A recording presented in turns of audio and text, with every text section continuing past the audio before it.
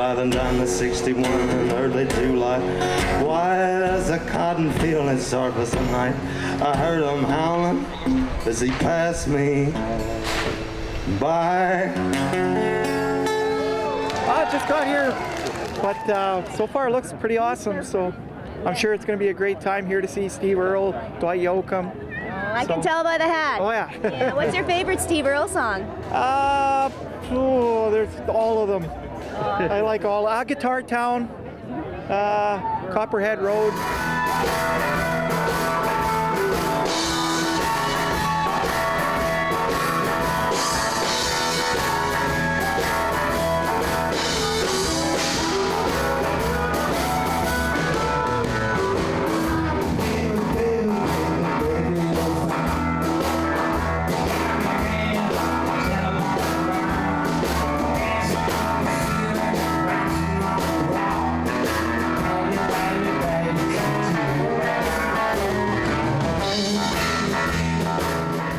We like our location, enjoying the music, liking the beer. They got Grasshopper. It's all good. What did you think of Amelia? The what? Amelia. Oh, I liked her. I like her a lot. Yeah, she's very good.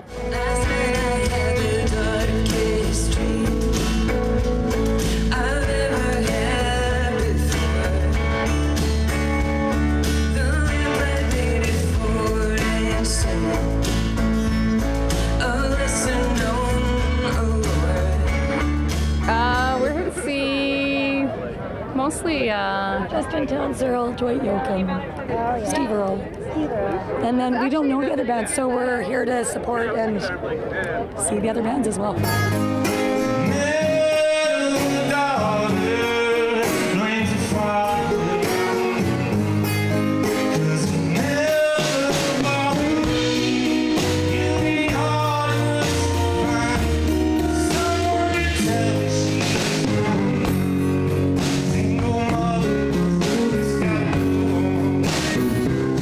I think the festival's fantastic. I have no complaints. The crowd is great. The weather has been kind. I think it's just a really, really fun show. Oh, great. And you're enjoying the beer? The beer is personally my favorite part.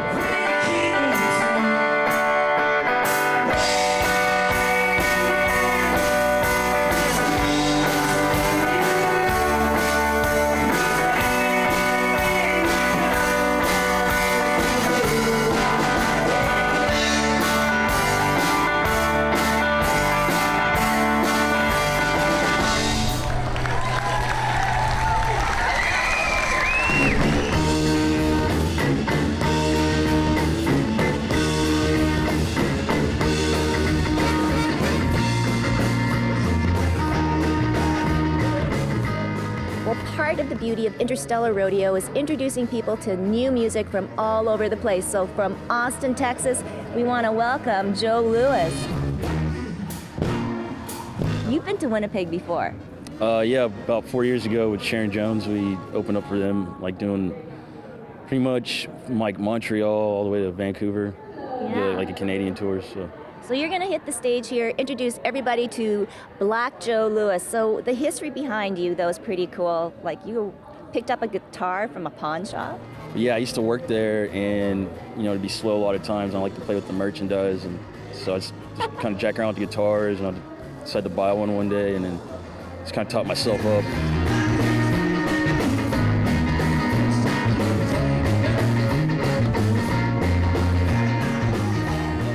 And it's so cool because you have this funky Motown, I think, James Brown kind of sound.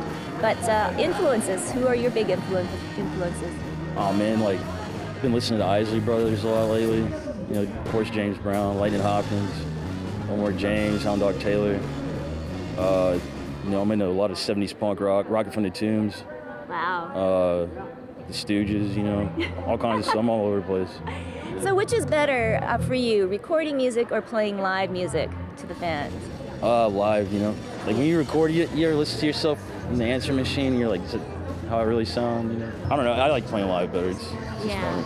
And the vibe in Austin, I mean, for Austin, Texas, it'll always hold special meaning for me. That was where I first saw B.B. King. Yes. So amazing.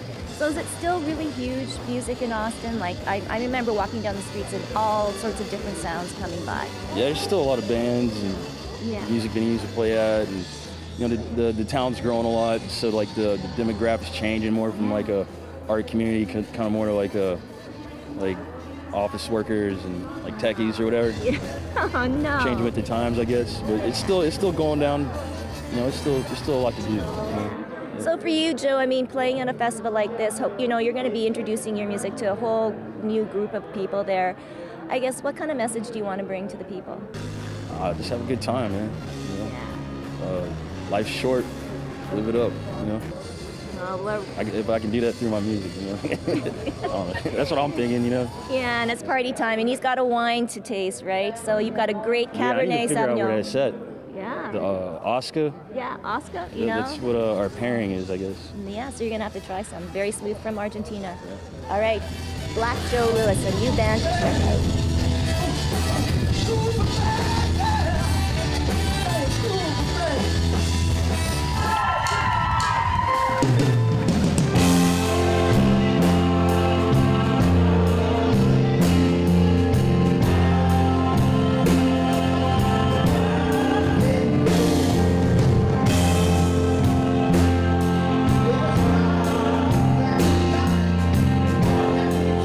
Day 3 of Interstellar Rodeo, and we are so happy to introduce the Lone Bellow. First time here to Winnipeg, guys, and I'm really, really sorry because Brian got a nasty welcome to Winnipeg, right, Zach? He had it coming. Oh, you got stung by a wasp. No, right in the face, right here. Oh, yeah. Do you have some makeup to cover up that? You know, he's naturally beautiful, so I think it's just going to work into his whole, his look. Oh, yeah. And beauty is, I guess, a key word for the Lone Bellow. Beautiful music. And Zach, the story and how the whole thing happened, especially for you, I find is kind of romantic. My wife fell off a horse like 10 years ago, and while she was in the hospital, it's where I started writing songs.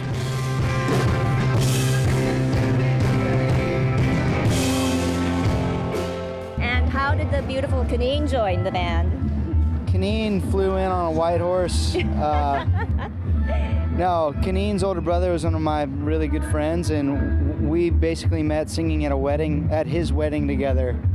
And when I got to sing with her, it was just like, man, we should try to sing together more. She was living in Beijing, so it didn't work out. But then a few years later, she ended up moving to New York, and just all naturally happened. Well, you have to kind of really believe in fate, don't you, Canine? A little bit. It is pretty bizarre, yeah. Yeah, so let's get into the music now. I mean, Zach's writings, and how does the whole collaboration now happen with the Lone Bellow? Well, we spend so much time together. Basically, what would you say, like 80% of the year on the road? And I think your kind of friendship and your rapport with each other becomes another instrument in the music, and you start just being able to communicate well, and I think that comes out in the kind of things that you're writing together and the way that you play. Yeah. So I think it's getting better, and it's becoming more of like its own thing.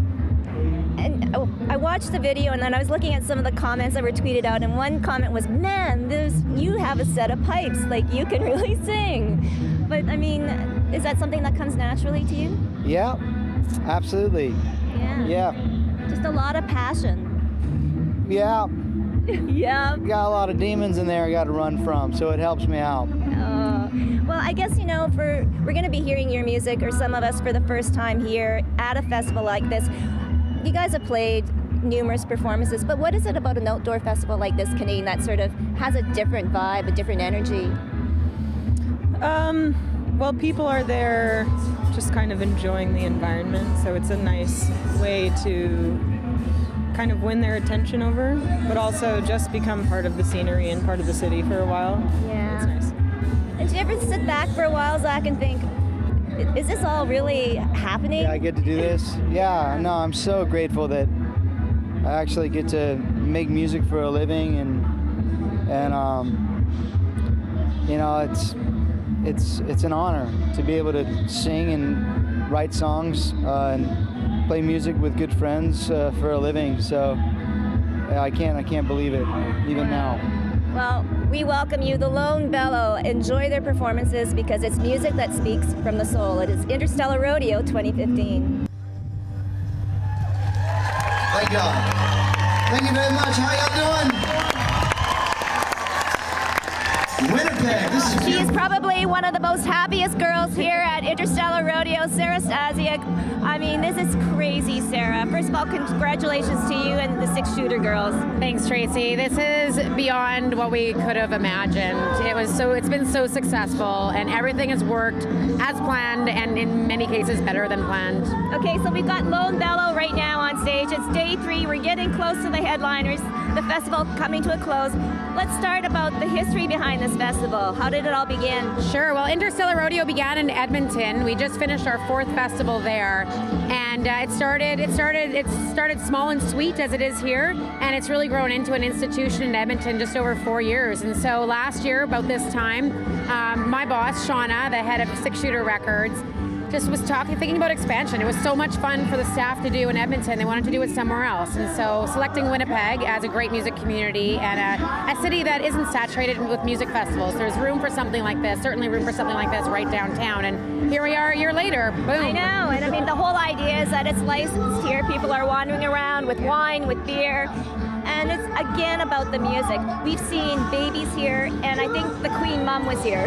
Probably, yeah. It's been somebody just took a wonderful photo of like the front row for the last act, and there were 2 women, and they're like late 60s probably, a couple teenage girls, and like middle-aged guys, like all front row watching, enjoying the music. So it's definitely attracted a diverse crowd, and a crowd that loves artistic excellence and wonderful experiences, and I think they're having that. Okay, so you did mention artistic excellence. The music has been excellent. What is the criteria? How did you pick this body of work to come? Yeah, it's not easy, first of all, but we needed people who are fantastic live performers first and foremost. Like that's the baseline. You have to be an excellent live performer and be able to engage a crowd and be able to deliver something unique to a crowd. So live performance was one for sure. As you know by the lineup, it's not about genre. Like we've absolutely ranged and will continue to range in genre today as the day goes on. So it's a little bit of a balance in terms of different genres, but it's all about kind of artists being at the top of their game. Well, you know what? This is going to be an annual thing, right? Yeah, we're in it. Oh, in it to win it. Here at Interstellar Rodeo, the very first one, 2015.